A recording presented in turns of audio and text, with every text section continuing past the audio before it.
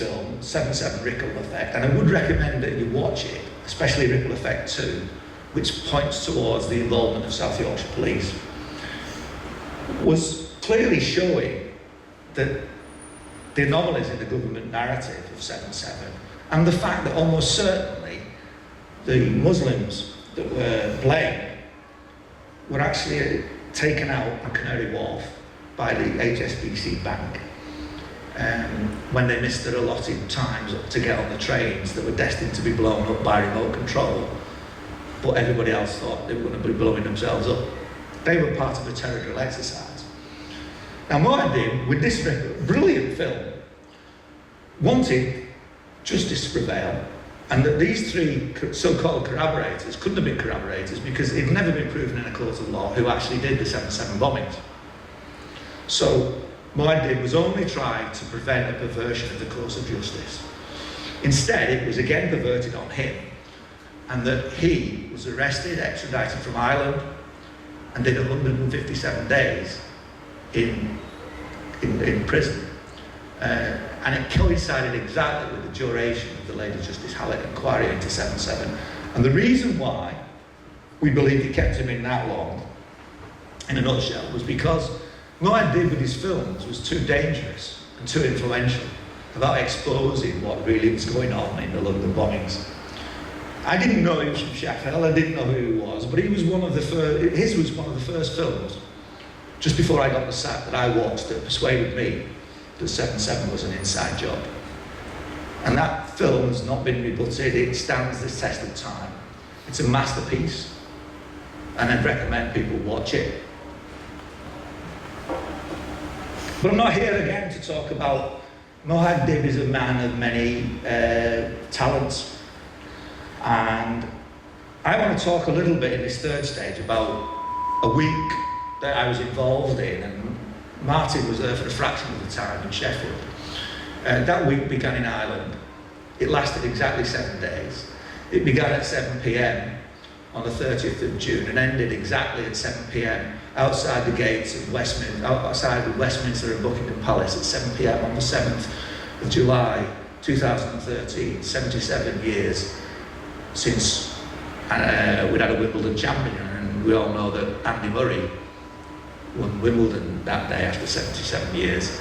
The first Wimbledon title winner of either sex since the Jubilee year, when who was it? Virginia Wade won in 77. Anyway, the week in question started at that little hill, the Mound of Hostages, in a little place in Ireland called Tara, the Hill of Tara, County Meath. Underneath that Mound of the Hostages rests, wait for it, the Ark of the Covenant. I'll repeat that. Underneath the Mound of the Hostages in County Meath, Ireland, the Hill of Tara rests, is hidden, the Ark of the Covenant. It's not the only relic that has been over at the Mound of Hostages on the Hill of Tara. And I want to tell you a little story now. Well, it's a true story, and it points right to the sovereignty. Besides the Ark of the Covenant resting underneath the Mound of Hostages, underneath that mound, in 583 BC, the Stone of Destiny, the coronation stone, came over from Israel, Jerusalem, brought over by King Zedekiah's daughter, Queen Teotefi, and the prophet Jeremiah. The last place we hear about the Stone of Destiny and the Ark of the Covenant, well, the Ark of the Covenant in particular, was in Egypt. Yes, Jeremiah took it to Egypt from Jerusalem, but he took it with Queen Teotefi, the daughter of King Zedekiah.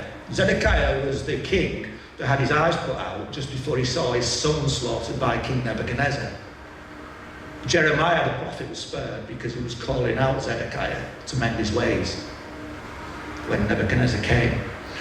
Well, the Ark of the Covenant and the Stone of Destiny, the Stone of Destiny being Jacob's pillar. If you read Genesis, Jacob, the pillar that was anointed at Bethel, right? That is the coronation stone. That stone went, and if you read Ezekiel 21:27, there's 4 overturns. I will overturn. It's referring to the Stone of Destiny. The first overturn was when that Stone of Destiny went from Jerusalem all the way to Ireland.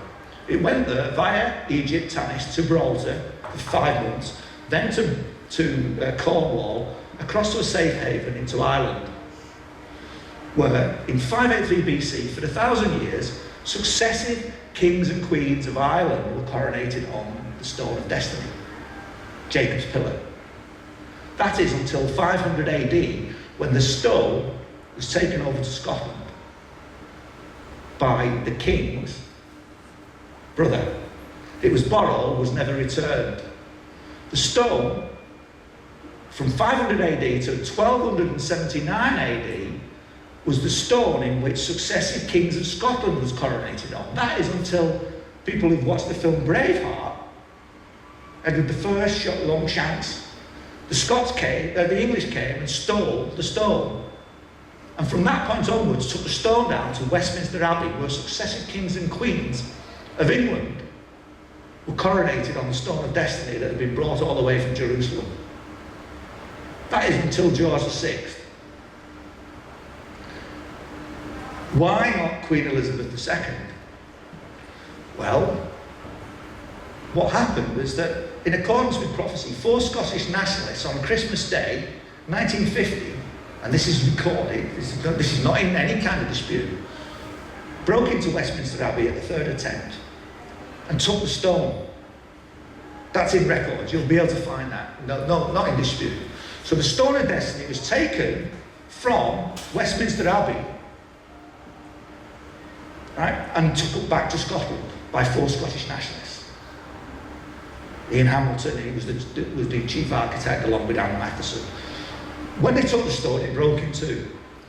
The stone then stayed up in Scotland and is currently hidden there. The stone that was returned on the 11th of April 1951 was a stone that had been made in Perthshire in Scotland, a fake stone to mimic the one. But there's a massive weight difference, and the wear marks of the stone, the original Stone of Destiny, are not in existence on the fake stone. The fake stone then was taken all the way back to Westminster Abbey in the 11th of April 1951, and that was the stone that was coronated on, the fake stone, by Queen Elizabeth II on the 2nd of June 1953, when she swore an oath to God that she would uphold God's law to utmost of her power. The Ezekiel prophecy, where there are 3 overturns and then there will be no more overturn until the coming of Shiloh, of Christ, refers to the stone. And that Muad'Dib, born in Sheffield, when the Jewish state of Israel, the exact same day when the Jewish state of Israel was created on the 22nd of April 1948, the fig tree, when it came and flourished, he was born that particular day in Sheffield. He served the writ 40 years later in a Sheffield court, claiming his rightful throne. The other angle on that, what I'm saying is that the human body that is Jar's body at the moment, as born in the 1948, is the second reincarnation of Jesus Christ. Now, that seems a bit bizarre and way off, but I would invite you all to go to Jar Truth website, because prophecy clearly states, and this is, I wouldn't call myself a deep and profound scholar of the Bible, but I have been studying the Bible for 3 or 4 years now, and well, certainly I'm persuaded that the lost tribes of Israel refer to, certainly in this case, and I'm going to bring it back to Sheffield, is Joseph. And that the second coming will come not from Judah, which is the first coming, but from Joseph's line. And clearly that's in prophecy. Now, Joseph's two sons were Ephraim and Manasseh. It was symbolic of the two witnesses in Revelation, the two nations that will go out spreading the gospel, that will turn away from God and everything that God stands for. Manasseh and Ephraim were the two sons of Joseph that Jacob blessed. When Joseph had his dream in the sheep fields, where all his brothers, his 11 other brothers, would bow down to him in the sheep field. Ephraim stands for England. Manasseh stands for the United States. Right? Sheffield is where the location where the second coming will be. This is on the Jar Truth website. And I would invite you to actually, this is phenomenal stuff. Incredible. And I would invite you all to check out who Jar is, who John Anthony Hill is in his human body. And because what he is saying and the prophetic nature of his extrapolation of scripture and the way he talks about the lost tribes of Israel is phenomenal. And I would invite you all, don't take my word for it, but go and check him out on the website. Not only is John Anthony Hill, Muad'Dib, a tremendous filmmaker who struck to authority and been imprisoned against the widest corruption, but he went straight for the sovereignty. He went straight for the Queen. And in the fourth part of this presentation, I'm using his template as one part of a strategy I am putting in place to try and get the corruption exposed and place myself in a position where the Chief Constable is either going to have to arrest me and lock me away or do something dramatic. And by dramatic, I'm going to tell you the nature of the stances I've made since I came back to Sheffield in the courtroom, and the evidence that's before the court, and the position that the Chief Constable is now in. A component part of this involves the challenge document, the challenge to the sovereignty and jurisdiction of the Queen, who was unlawfully crowned, who was completely failed to uphold her oath that she swore to uphold to her utmost of maintain, to the utmost of her power to God. And by bringing in all the legislation, we've had thousands of pieces of different legislation, all against God's law, that she, if nothing else, broke the oath that she swore to uphold to the utmost of her power. So it's very specific. And that any judge in the country gets his authority from the Queen. So if the Queen is a fake and a phony and has no jurisdiction and sovereignty, neither have the judges. So the fourth part of this presentation is going to be a setting which describes exactly the dilemma and the difficult situation I am in. It's not a difficult one, but it's an interesting, intriguing situation where in 2 days' time I will definitely be committing a criminal offence. The Chief Constable knows that. I've written to him telling him I'm committing a criminal offence, and that he now has got a decision to make, because the claimant against me, HSBC Bank, will want me arrested. The judge will issue an eviction order for me to be arrested, and the Chief Constable knows that's going to be the case. South Yorkshire Police, within a matter of weeks, could be coming at my door to arrest me.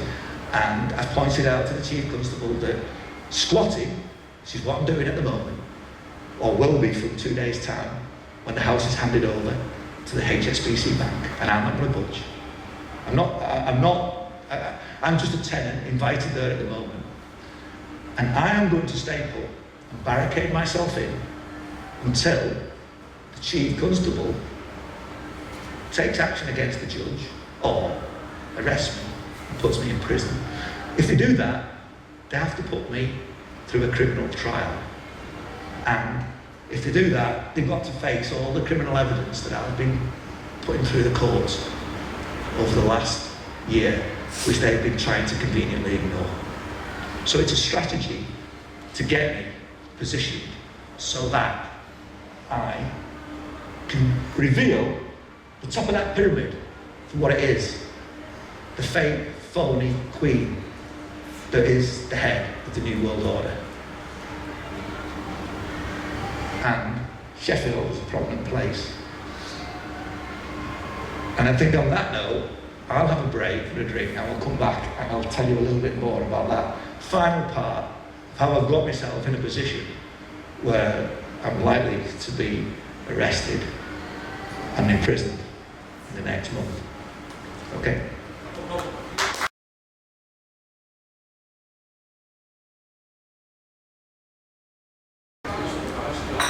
I'll start again for the third session. Just to remind you, in the break, I've handed out a little booklet on Joseph's Dream, which explains a little bit about, it explains exactly where I was coming from in part 3, when I was telling you the story of John Anthony Hill, Jar, Muad'Dib, Ireland, the Stone of Destiny, the Ark of the Covenant, Queen Teotefi bringing the Ark across, and Sheffield's place, special place in Bible prophecy as it's correctly interpreted. So I would encourage people just to research out Jar and look at this booklet and look at his website, phenomenal website. The final part of this presentation, I want to talk about making a stance. And in a way, I've been uniquely placed, having been kicked out of a police force, to make a stance in Sheffield. When I came back to Sheffield, having completed Seven's report, I went over to Ireland for 3 months and came back to Sheffield with a deliberate strategy. When I was in Sheffield, I was confronted by the magistrates for a willful refusal to pay council tax. Now, I know there are various ways and means to try and avoid paying council tax for people who are discontent with local government, with central government, with law. But I used a very specific piece of criminal legislation in order to make my opposition and willful refusal to pay council tax. The closest thing that's happened to it is Tony Rook's stance on the BBC licence. Now, Tony Rook used Section 15, Article 3 of the Terrorism Act 2000 to make a stance against the BBC over 9/11 and 7/7, saying, now Section 15, Article 3 of the Terrorism Act says that if you have reasonable cause to suspect an organisation is involved in terrorist activity and you pay money to that organisation, when you've got reasonable cause to suspect, you are committing an offence under the Act and it carries a life imprisonment sentence. So Tony was the first, as far as I know, to use that piece of legislation to withhold his BBC licence. And actually when he was hauled in front of the court in Horsham in Sussex, in which over 100 people turned up to watch, he brought in witnesses, expert witnesses from across the country, across the states, about 9/11 and about the Twin Towers, and BBC's coverage with it. And if you remember, without dwelling too much on this, Jane Stanley announced the fall of Building 7 23 minutes or so before it actually fell. And then we never got a satisfactory explanation as to why the BBC somehow had prior knowledge to an event that hadn't actually occurred. Anyway, he had a narrow focus to his argument, but it was based on that legislation. Tony Rook made a film about my case called Offensive, which has done very well. Bless him, he did a great film. I don't know how he achieved it with my ramblings, but nevertheless he did. And it's on the YouTube internet, although I think they've muted it now because it's got some copyright infringement and they've suddenly spotted it after 2.5 years.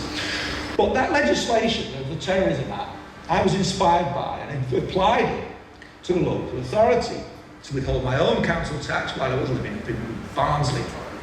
So I dug in and in front of the magistrates on 2 occasions, was hauled before them, they served a court order on me, a liability order, and I stood in front of them in my orange 7/7 truth and a Bobby's helmet, taking the piss, saying, Section 15, Article 3 of the Terrorism Act prevents me from giving money to an organisation, a portion of which the money goes to South Yorkshire Police. And I, more than perhaps anybody else, have got reasonable cause to suspect that South Yorkshire Police were involved in the cover-up of 7/7. So in my mind, I've got reasonable cause to suspect that they're a terrorist organisation. And I named individual officers. I named Chief Constable Meredith Hughes, who was up at Glen Eagles on the 7th of July 2005, looking after Tony Blair and George W. Bush. When a bomb hoax occurred at Glen Eagles the day before, if you remember, think back in Sheffield in July 2005, on the 5th of July, there was a bomb hoax outside Bridge Street. There was a bomb hoax also outside Abbeyfield Community Fair on the 11th of July. And we're expected to believe that all these terrorist attacks, these bomb scares that went off, were all perpetrated by the Muslims. Right? Well, knowing full well that the Muslims didn't do 7/7, it completely put a different context in my way of thinking about who actually orchestrated those hoax bomb scares in Sheffield. And I only had one conclusion, that somehow, some way, South Yorkshire Police were complicit. And to add to that, my boss at the time, DCI, Detective Chief Inspector Steve Williams, was down on the terror drill, on the Peter Power terror drill that morphed into the real thing, on the very day of the night of the 7/7 bombings. And that fact has never been revealed. He blurted that out when I stuck my head above the parapet. So I know that's the truth. So I, more than anybody else, had a reasonable cause to suspect, and therefore I dug my heels in front of the magistrates' court, and whilst they congratulated me on the courage of my conviction, nevertheless said they'd served the council tax liability order notice on me, and that I was still liable. Now, I didn't take it any further. I just copied it in the South Yorkshire Police, the Chief Constable, and I'm still yet paid, and I've yet to pay a penny of my council tax. Now, I did lose my home, repossessed, not so long ago while I was over in Ireland. And I tried to get assistance from stopping the Barnsley Metropolitan Borough Council and stopping the bank and the judge from taking my house. I used the argument that challenged the sovereignty and jurisdiction of the Queen and thus the court. And I sent a copy in advance to the Chief Constable. While I was over in Ireland, and I wasn't in any state to come back at that time, so it was ignored and I got my house repossessed. In coming back to Sheffield, I've been fortunate enough to be given a house to live in, which is currently in probate. And the father of the deceased son has allowed me, by invitation, to stay in this house free of charge, which has suited me down to the ground. It's over in Fulwood, not a million miles away from the local constituency offices of Nick Clegg. That's quite convenient. And I've been living there since I came back to Sheffield about 2 or 3 months ago. Now, the house that's been in probate is been repossessed by a bank that's well known, HSBC Bank. And the deceased didn't have any life insurance. So, on the 9th of January, there is a court order that takes repossession of that house. But in the court battles leading up to that period, in recent months, I've been helping out, one as a Mackenzie friend to the father of the deceased, who's not on the executor will. And we've thrown everything we could at the courts in order to keep hold of the house. Firstly, we've thrown in the challenge document about the Queen's sovereignty and jurisdiction, and that's been in the court. The court have acknowledged that it's been in the court. Secondly, HSBC Bank. Section 15, Article 3 of the Terrorism Act. I've got reasonable cause to suspect HSBC were involved in terrorist activities, both on 9/11 and 7/7. Why do I say that? 9/11, 3 or 4 days prior to the attacks, HSBC Bank with Merrill Lynch made £5.5 million out of unusual, abnormal spread betting put options on American Airlines and United Airlines. They're the two types of planes that went into the towers, etc. And a number of big banks headed up by the head of the CIA at the time, made millions upon millions of pounds on that prior knowledge. Knowledge that would have been illegal, and certainly knowledge that, had they known, would have rendered them complicit in the terrorist attacks of 9/11. Why do I link HSBC with 7/7? Well, the Muslims that took the cop for it, who were blamed, the patsies, who never reached their destination on the trains, because they missed the times of the trains and the attachment of Luton. 2, probably 3, were assassinated outside HSBC Canary Wharf. I'm almost certain of that. I think all the evidence points towards that. And the best, most compelling piece of evidence is by none other than Dr. Rory Ridley-Duff from Hallam University, who wrote a paper called 7/7, Whatever Happened at Canary Wharf, Theorising Truth. Because that very day of 7/7, there were up to 19 reports going all over the radio stations and the media about a massive lockdown in Canary Wharf, a massive police presence, Muslims being assassinated, and people at HSBC Bank locked in for 7 hours, told in no uncertain terms to stay away from the windows. The scene of the crime was then covered up. And if you go to the scene of the crime, you can see it stands beneath, in full vantage point of the building at HSBC Canary Wharf. It's almost inconceivable to me that HSBC at some level wasn't complicit in the cover-up of what really happened in the assassination of the patsies that were settled and massacred at Canary Wharf. So on those 2 fronts, I used section 15 out of the 3 of the Terrorism Act against HSBC. I also dug as much dirt as I possibly could against the corporate crimes of HSB as an organisation and put that in the court. And said to the judge, if you now want me to hand over this property to HSBC, given in the sight of the evidence I've produced of them being complicit in the terrorist activities of 9/11 and 7/7, or at least the cover-up of them, and making profiteering massively from them, and there are other corporate crimes, of which there are listed about 2 or 3 dozen major corporate crimes, and we're talking drug cartel. I'll give you a few slides just to show you. You know, these are terrorists. HSBC Bank, the world's laundry bank, you know, the mortgage, the fraud, the insurance, the PPI scandal, you name it. HSBC are behind it. The great-great-granddad of David Cameron was the founder member of the Bank of Shanghai, who was affiliated with HSBC. All their crimes are documented in the evidence that was before the courts. And I put to the judge, he says, how can I possibly hand over property given the legislation that's in place, criminal, the Terrorist Act?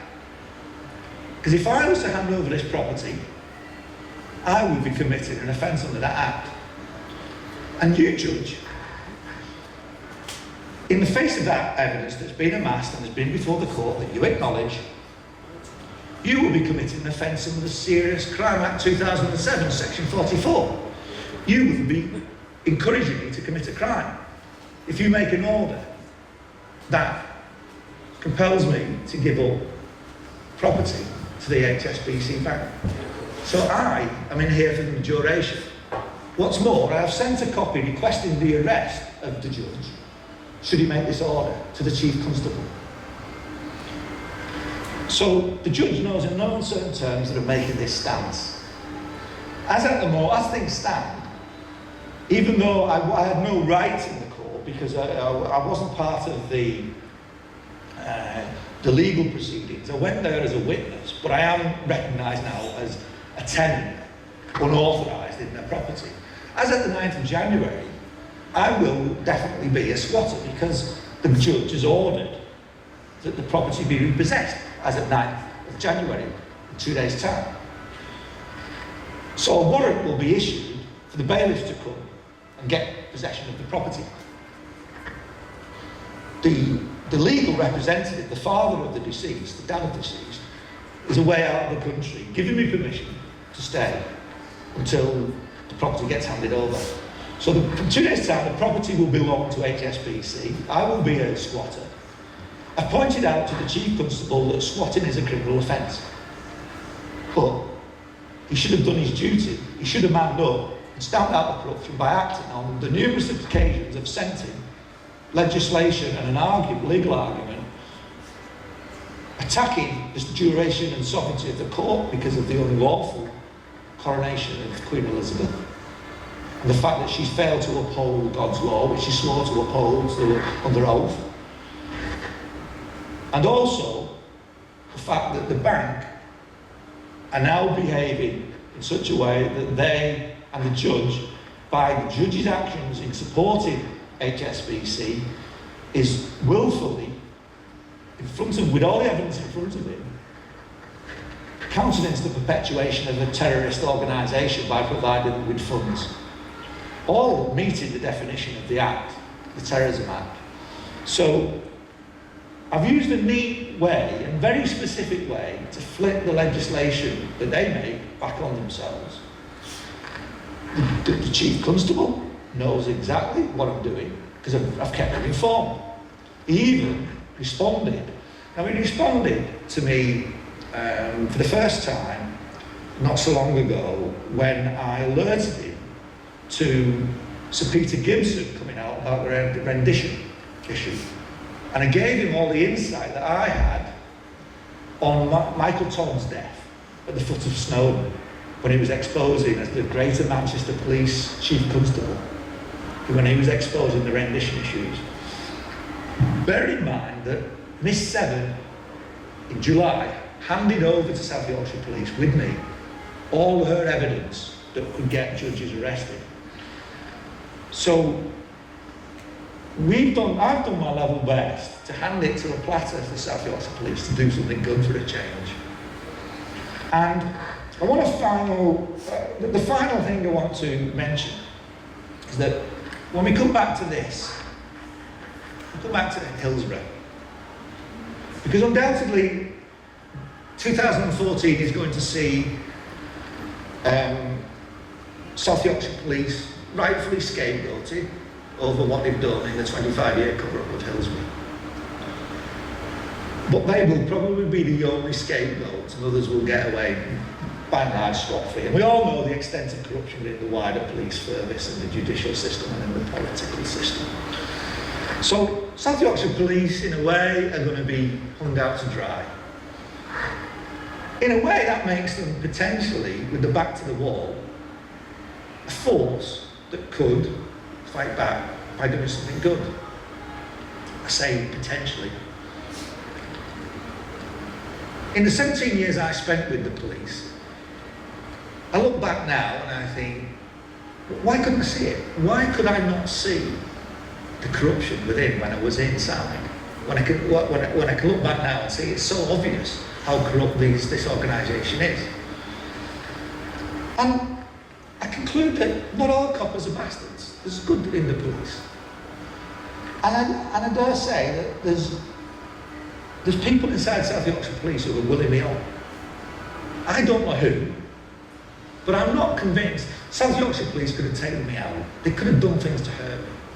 When they sacked me, they said to me, you could be very useful for the police service. I think they weren't courageous enough themselves to stick their head above the parapet and risk their own pensions.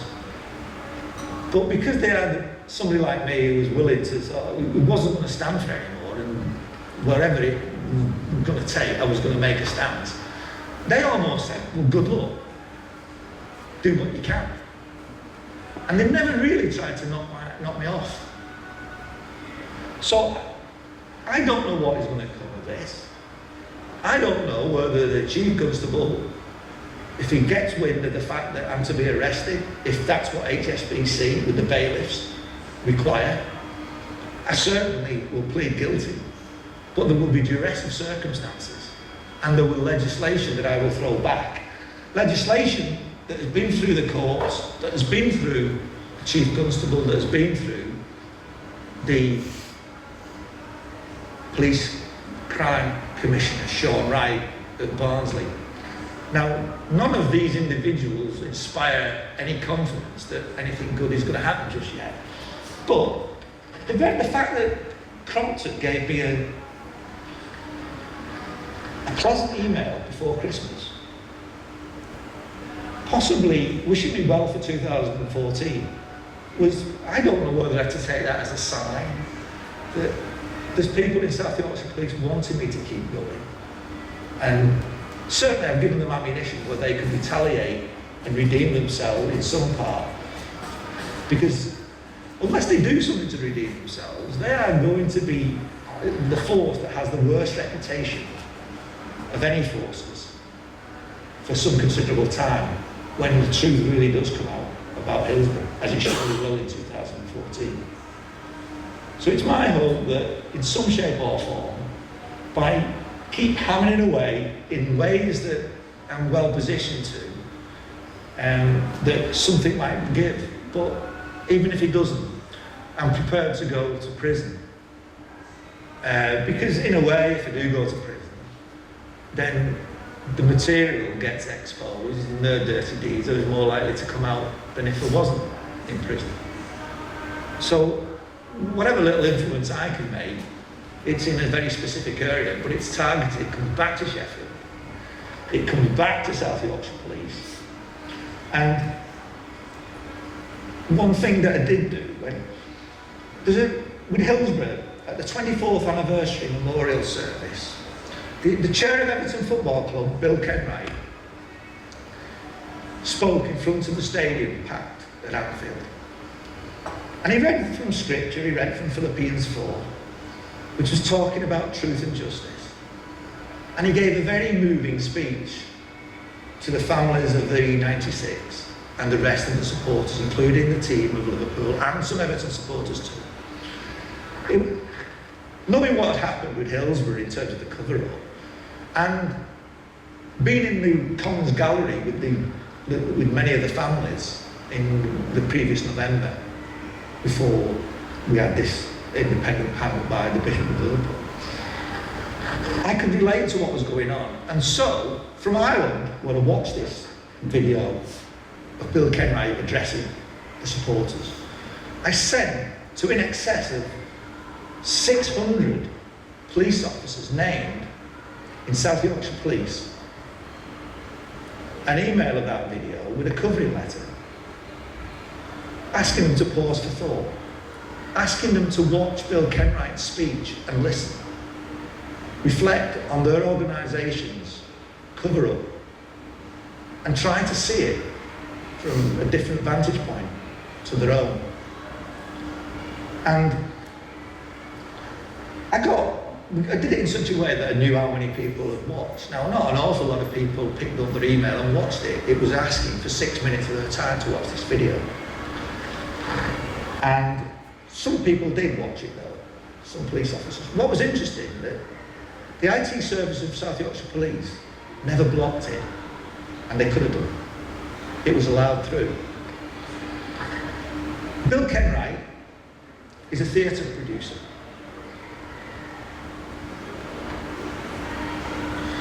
Last month, this is the reason why I produced these, Joseph and the Amazing Technicolor Dreamcoat was on at the Lyceum. Joseph tells a story that's told in here that relates to the meaning of the second coming of Jesus Christ and the line that would not come from Judah but would come from the line of Joseph. And that Joseph's dream in the fields, the sheep fields, refers to Sheffield.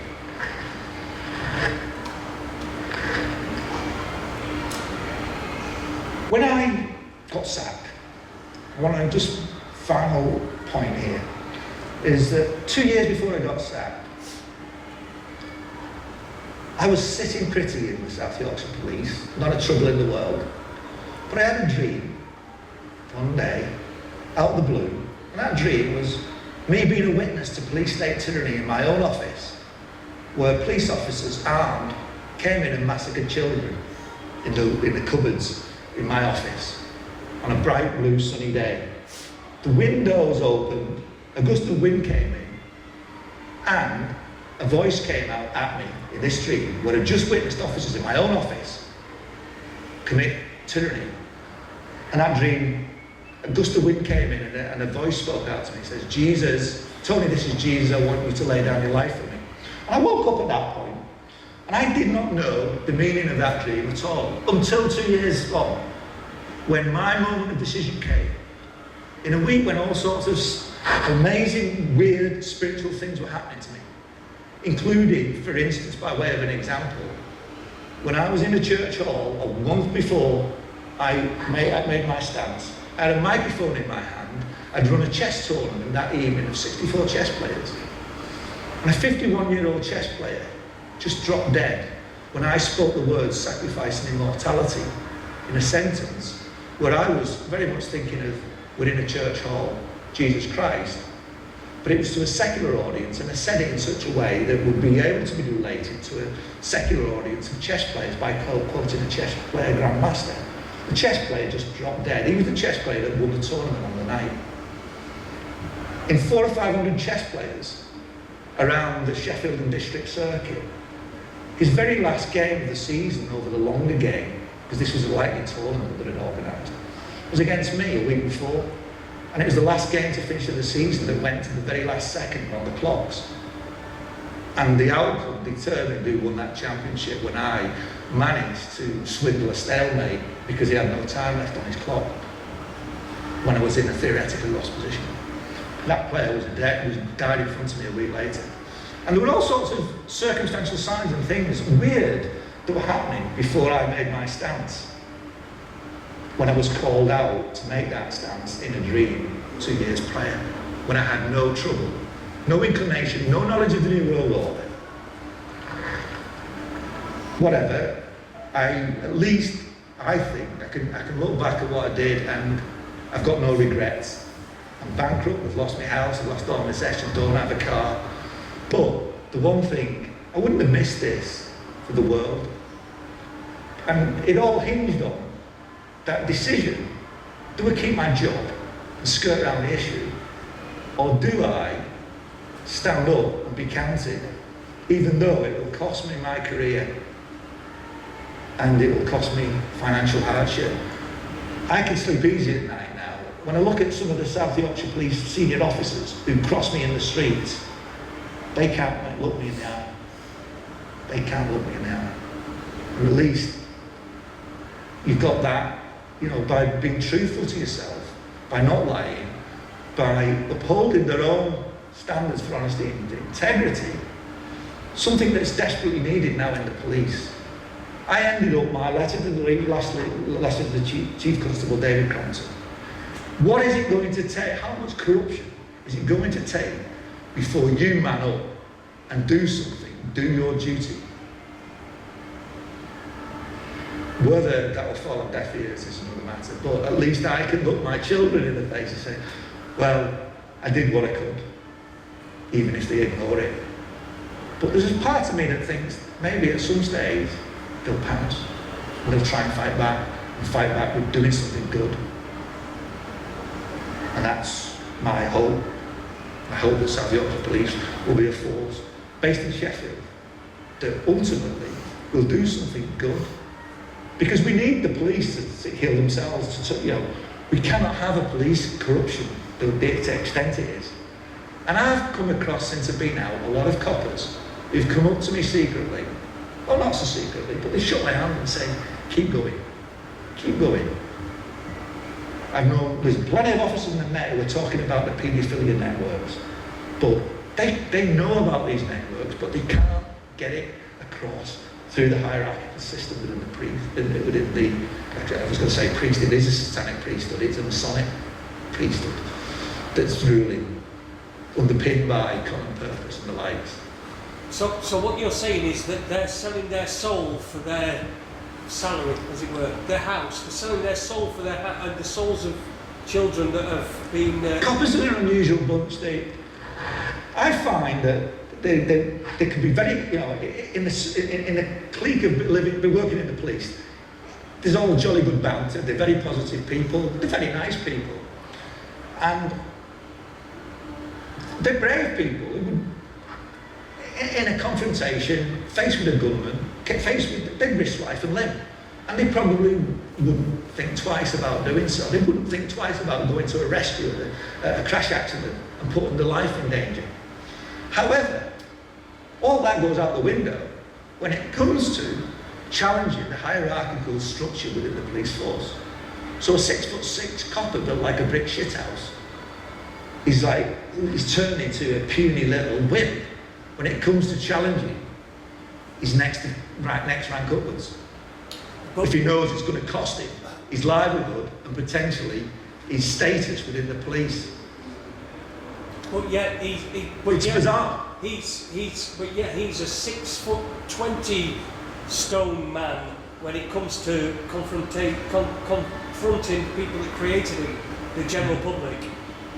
There's one example when, in July 2013, when we went to Sheffield for that week in question that started in Ireland, ended at Buckingham Palace with the blowing of the chauffeur. We handed in the 7 report, and we also handed in a tape of a DVD of unlawful killing. Unlawful killing is Keith Allen's. We've shown it here. You've shown it here, right? So you know all about that. In this very room. So it exposes the monarchy and the killing of Princess Diana. So I don't need to. So we handed that over as extra evidence to support the challenge to the jurisdiction and sovereignty. And we went to Snig Hill, which is now not the headquarters of South Yorkshire Police, but the Sheffield Operational Control. The headquarters now is at Cardiff Hall, and it's Masonic in its architecture. But we handed in with John Anthony Hill. We handed in, and we were greeted at reception, and this 6'6" strapping copper invited us in the back office, and he was quite abrupt with us at first. But then, when we got sat down with him, and we told him what we were standing for, our stories, both of our stories, and we handed him a copy of the DVD Unlawful Killing and Elizabeth to Go, and said the argument for sovereignty and jurisdiction, which you can get pulled down from Jartruth website. When we told him that, he was actually welling up inside. Here was a 6'6" copper listening to our story and confirming that he'll pass this on to the Chief Constable. The Chief Constable acknowledged that he got it, and the Chief Constable has said that this report was the 7 issues in. He has passed the information on to the head of CID, or the Specialist Crime Services, and it's the head of CID's decision on whether any of these issues, including the case of Miss 7, are investigated. So he hasn't said they're not being investigated. But it's one way. I don't know whether they're doing anything or whether it's just a complete and utter fob off. It could be a fob off. In all probability it is. But there's a glimmer of hope in me. Maybe they're holding this up their sleeve so that when the shit hits the fan over Hillsborough and they're down with backs against the wall, their senior commanders and command team says, we've had enough of this. We've got to fight back. Sorry, but just, I know that you're sort of lauding the integrity of some police officers, but surely the truth of what happened at Hillsborough should have come out irregardless. It will, absolutely, and that will come out. That's got to come out. And that's got to come out. You're talking about the integrity of police officers. Yeah, officers, it should have done. There's no excuse. And they can't defend it. There is nothing to defend. They've just got to cop for it now and take it on the chin. But the point I'm trying to make, not only have they got to do that, but the only way from that position is, one, to repent and to admit everything that they've done was wrong and apologise. But in the face of corruption wider, they could set an example and say, yeah, we got it totally wrong, we banged to rights over Hillsborough, but we know there's corruption, we're not the only force, and we're not the only institution that's corruption. But that's an excuse though, No, it's not. It's reality of politics. It's like saying I've nicked a car, right. and next door neighbour's nicked a car, it's not, it don't make I'm not trying to excuse one. What I'm trying to do is, maybe in my own mind, hold on to some hope that maybe there is some good that might come to the fore out of the adversity of something as horribly tragic as Hillsborough. Because I don't see it coming from any other source at the moment. I don't see any of the politicians being brave enough to stand up and call a spade on these things. I don't see any of the judiciary. I don't see anything from the council. And Martin, you're putting your hand up. Do you want to chip in here and make a comment? I think I should, yes. I have addressed the solicitors to the forthcoming Hillsborough inquiry, and they've accepted the presentations I've given to them. This was based on the premise that at the time the police acted upon the instructions of the local police authority, who are their employers. You mentioned the politics at the time. It was the politicians who were calling the shots. Yet none of the key politicians who were in place at that time have ever been brought to book. And we're talking about who was the leader of the council at the time, who was the Lord Mayor at the time. I'll not say their names now, but they are familiar to you. The police authority, yes, you're right, the police authority commended the police for their actions at the time. But they didn't say that they were profiting on the hubris and kudos that was associated with it. Also at the time, which I've now presented to the Hillsborough inquiry for them to look into, which is yet to come to light, is who was the local MP for that area who on behalf of the council, put the pressure on the council officer to sign off the safety certificate for the Leppings Lane end, knowing that at the previous health and safety inspection it was condemned as unsafe. I was under the impression that there wasn't a safety certificate at all. Of course there was. He signed it off. This doesn't document that there was one. Okay. All these things are now being accepted as cause for investigation. You were right to say the political environment. Yes, there are good cops and bad cops, but at the top, those at the very top are acting on the political direction. I'll give you one other, for instance. The information officer at the time of the Hillsborough disaster on behalf of Sheffield City Council was later promoted to be the Freedom of Information Officer for Sheffield City Council. And when all this started to come to light last year, all of a sudden it was mentioned off. That just might be coincidence, but I think it's just another example of political cleansing. Yeah. Thank you. And I think, well, when we talk about chief constables and the ACPO rank, most of it is corrupt to varying degrees. But the glimmer of hope, perhaps, as far as I can see from my vantage point, is that Michael Todd must have done something to upset the powers that be, to get himself nobbled. Who's that, sorry? Michael Todd, the Greater Manchester Police, who died at the foot of Snowdon. He didn't die of suicide. He had everything to live for. No, I remember that. Yeah. And what we need is more Michael Todds. We need more David Kellys. We need more Robin Cooks. Because they can't keep bumping us all off. And I think the walls of Jericho are coming down. I think the police now are going through a transformation whereby I don't think it will be a healthy place to be. Faced with all this corruption, they're like the emperor with no clothes, and that they must know that they've got to reform at some stage. And sorry. And I'm not excusing that. No. What the point I want to make is that we've had the miners' strike, which there was corruption in the and it's still to come out, and terrible things that went off, and then there was Hillsborough and South Yorkshire Police have just been one big balls up after another. Absolutely. And as you're saying that there are good police officers within the ranks, which I don't doubt at all. But are these police officers that are good police officers, are they good enough to be able to stand up and then No, respond not to yet. stuff? But there comes a tipping point. Yeah. And I don't know, maybe I'm a little bit naive here in hoping that something good might come from my old force. But I say again, unless we get good coming through up into the police circles, we are in police state UK, and how on earth is anything going to be put right?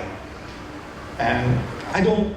But from where I'm sitting, and I don't know about anybody else, but from where I'm sitting, and this is just purely an observation, but you seem to be sort of sitting there as an apologist for the police, for the rank and file police. I'm not apologising. No. Just if you just let me finish, as an apologist for the rank and file police officers, whereas they are the many and the ones at the top are the few.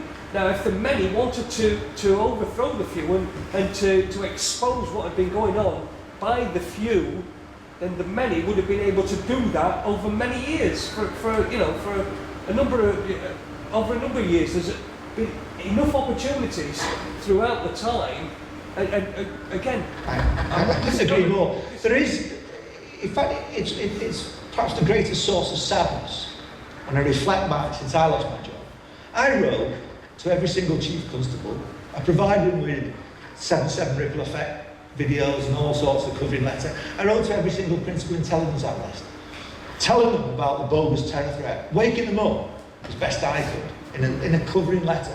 I've done everything possible to try and infiltrate and wake people up from my outside position, knowing how it works within and where the pinch points might be.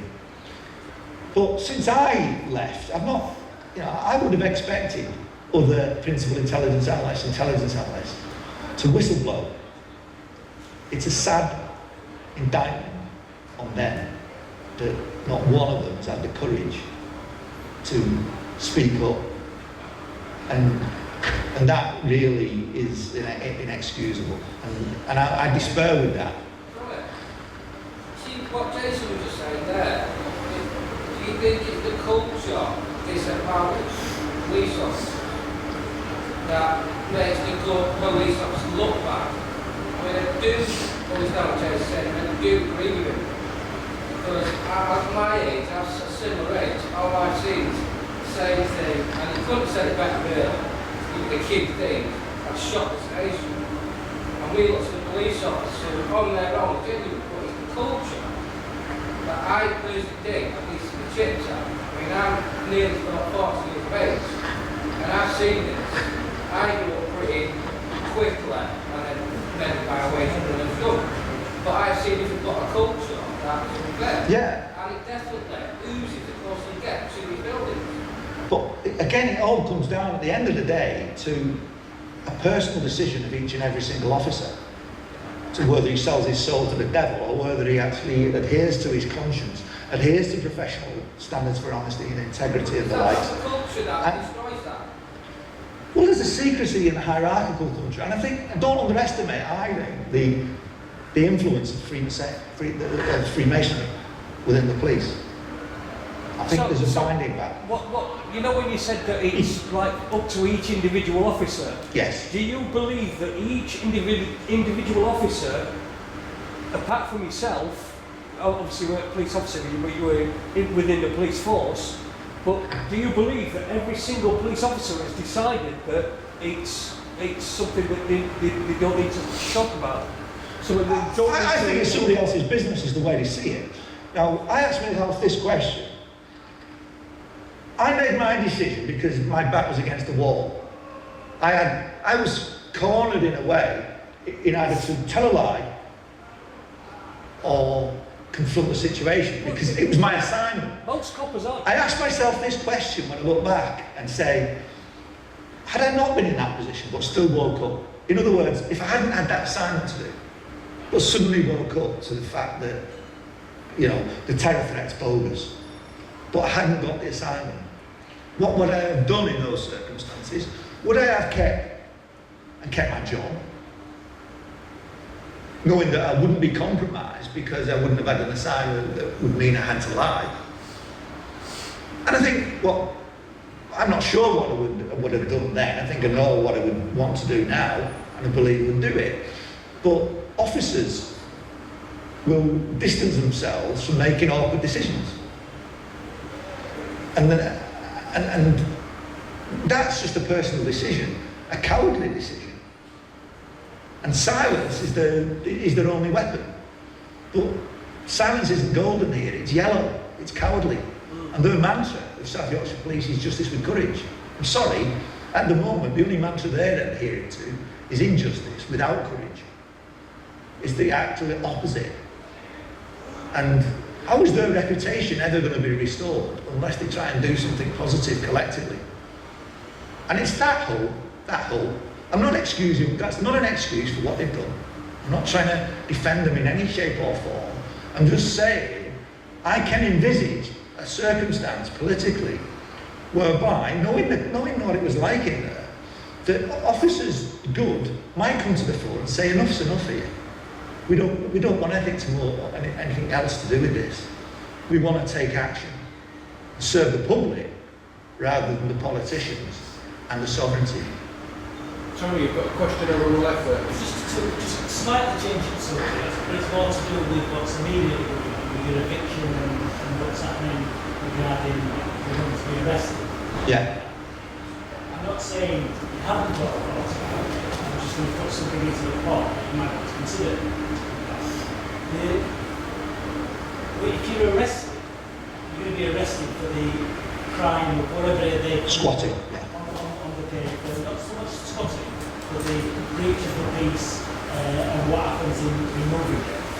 As regards bringing the information that you want to bring out into open court, you're not going to get time of day for that, because they will only deal with you for the offence that have arrested you. I'm prepared to face whatever defence, whatever mechanisms they will do to try and prevent me. But if I have to go to prison, so be it, because my hope is that that word will get round to South Yorkshire police officers that have fallen and have gone to prison and have been trying to do my level best to expose. But you understand what I'm saying there as regards Yes. what you want to get out won't be here on your court. I think you're probably correct. But secondly, on the squatting side, the banks are getting repossession of the property. They're only getting repossession through the process of the mortgage being in default, etc. Thanks. Have they got repossession because it's a squatter? No. So that's a different. So when they come to repossess, they won't be getting access. They will have to go back to court. Of course, and yes. get another order. Yes. Because you're now a legal squatter. Yes. Illegal. Well, There's no such thing as a legal squatter. In you're their terms. there by Yeah. right as a squatter, you know, as a squatter. Yeah. But they'll have to take you back to court. Yeah. So Ultimately, they may well have to get a South Yorkshire police officer to come and arrest me. yeah. But, Yeah. but, And that's going to be a decision that they'll have to make. but they're arresting you only because they've got an order to have you removed for Yeah. squatting. Of course. You know, so what I'm saying is they've got to take you back to court. Yeah, but I'll have an argument of duress of circumstances. But does that- And I'll bring that in. You'll have your day in court on that. Because then you Yes, and that's what I'm aiming to do, because then I've got the evidence to throw back at the middle of bank. Now, whether they'll ever allow me to do it is another thing.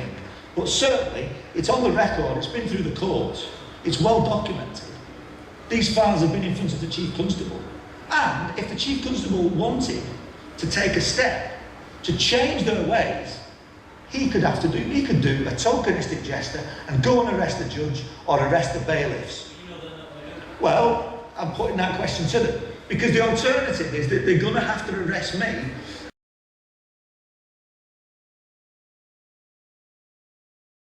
Is going to come out. That, if it does become out in the public, isn't going to do their reputation any extra help, any good anyway. They're arresting you know, what backing have you got? Because you're squatting. Now, when you go to court, who's taking over the squat? I'm putting this because I've squatted. and they know the procedures. So when you go to court, are you leaving that building empty, or is that building being... I'll take appropriate measures to make sure that anything that I need safeguarding isn't in there. And then you will be given time to move out. Yeah. And that's when And I'll have a support mechanism that will, presumably if I go inside, that they'll be able to service me in order to fight the case as and when it unfolds, if it does unfold. But it's been a deliberate ploy by me. I thought this through. It's almost like I've come to a last stand here. The only other thing is that if you do get arrested, then you have no access to anything. And you've got a good support network outside. One is who is going to come in, you know, you could have somebody as your legal advocate to come in on legal visits to be able to process the paperwork. I'm not even worrying about that at the moment. But I've got somebody like John Anthony Hill who will look after my interests if I do this and do get put in prison. Is that the one that was Paul Massey that was in the rest of the judge? Is he the one that was involved in his... Well, Paul Massey hasn't got anything to do with Blind Dib's case. No, I just... But Paul Massey, the Birkenhead guy, who covered the arrest of the judge in Birkenhead. Yeah, but I'm not going to. I am not going to be aggressive. In fact, the only thing I'll do, quite frankly, is what we did in the week of the 7. Just is this, and this is where it'll end. Because where's my comms gone? There it is. Because on a video that will be coming out shortly, I mentioned that we spent a week in Ireland and a week in Sheffield, midweek in Sheffield, and then we ended up at Buckingham Palace, Westminster, IPCC. We did every single institution that we could think of, a team of us. And all this I'll be doing when the police and the bailiffs come, I will not be aggressive, I will be perfectly pleasant. But with a megaphone inside, I'll just make a din. I will make a din. That killed it. Blowing of the ram's horn. It was used to bring down the walls of Jericho. As God's instruction. I hope it's successful. I would just point, you know... No, I mean, that's make of that what you will, but I am not worried, I'm not going into this fearful about what will happen. If I have to go to prison, I have to go to prison. I'm not interested in saving the property. I am interested in getting the argument of sovereignty and jurisdiction, the head of the crown, exposed for all she's worth, as the criminal that she is, in front of the court. I want South Yorkshire Police to do the duty and arrest a judge for encouraging me to commit a crime. And the evidence is all there in black and white. It's been before the Chief Constable, we've already rehearsed it. At some stage, if he so wishes, he could take action and try and turn the way South Yorkshire Police are facing. I've given him that option. I'm also giving them the option to do the worst against me. Whatever they choose, bring them on. I've done my little bit. Tony, Yeah. you were talking about the police. I know quite a number of South Yorkshire Police constables, officers, call them what you want. Just on a personal level, I never tell them what's in my head, and they don't spout police stuff to me. We're just people who know each other. And I've got family members that are members and still members of other police forces up and down the country. The way I see some of them is that they're like a lot of people outside of here. They don't know what they don't know. And whether they're wearing a uniform or not, they're still a man or a woman. So to say that all of them are all corrupt is, and I know that's not what you're saying, is clearly wrong. To say that all of them can get together to overpower above is probably not going to happen because some of them don't even know what they don't know. What I can tell you is that the police constables who have been in whatever police force for probably 20 years or more, who joined as a police constable to do good, genuinely want to do that, but now, because of the type of man or woman that's been recruited to do that job, and the ones who are easily influenced into being robots, if you like, the people who've been in there a long time as police constables don't even want to associate with them. And all they want to do is get the last, and they're literally counting days, weeks and months to their retirement to get out. Because they don't see what they joined is the environment in which they work today. Because it's nothing like it. And all they want to do is get out. And that's what the rank and file are. They're split down the middle. In fact, worse than that, there's the ones who don't know what they don't know. And there's the ones who, there might be a few of them like us, but a lot of them do know stuff, but just want to get out. And they just want to get to the pension. They don't want promotion other than for the fact that it'll give them a bit more pension. And that's it. The ones who are coming up that I call Robocop, who are just, you know, mentally deranged, are nothing like the coppers that joined 25 years ago.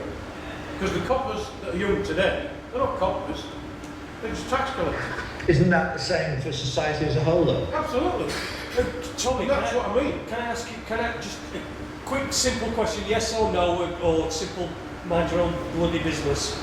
But did you get a pension from police? As a police staff member, I had a pension from South Yorkshire Police, South Yorkshire Pensions, that was 8 years with Sheffield City Council. Well, I had a decent salary when I took severance, joined the police. So I didn't have a pension that equated to a police pension, which is very attractive. I had a police staff pension that was frozen when I got this dismissal. Right, so when you got, so it's been frozen? Yeah, so I won't be able to get that until I'm 65, 66 or whatever. So I'm living off peanuts at the moment, and I've been doing,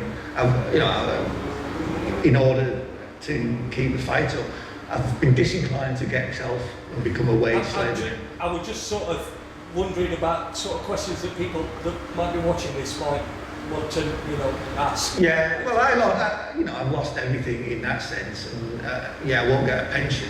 I've gone bankrupt. I've lost my house, that kind of thing. But no regrets. And if I could go back again, I wouldn't have stayed in. I would have made the stance more or less. You've got another question over on your left hand. Yeah. Can I just add? Thou shalt not worship false deities. I care not for what puppet sits on the throne. He who controls the money supply controls the world. Which member of which family said that? That's true. Rothschild, wasn't it? Right. So you're looking at the wrong head of that pyramid.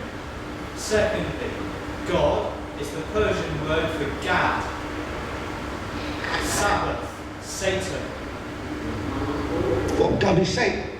Sabbath, Saturday, Saturn, Satan cult. All mixed up, all ruined, so you can get the wrong image, wrong picture from the wrong book.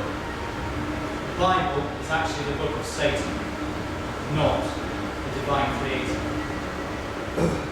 I think this is a theological discussion that we need to have in private. I don't think it works on this. But yeah, what I was getting to is money. You're looking for a pension. You're looking for someone still with wings head on it. No, I wasn't. I was asking a question. No, not telling you. I'm saying about this pension. If police are all they're worried about is getting their pension when they leave, then they're worshipping a false deity. Yes. Money. Because they don't know what they don't know. Exactly. And like Tommy said, he's lost everything, so he's not getting his. I had everything taken away from me as well. It's not the end of the world. Exactly. I've lost everything. Yeah. I'm more at peace. I don't worry about it. There is another way. And I think we should more or less close on that. Yeah, I think we should. Yeah. Anyway, let's have a big round of applause for Tony. Thank you very much, Tony. Cheers.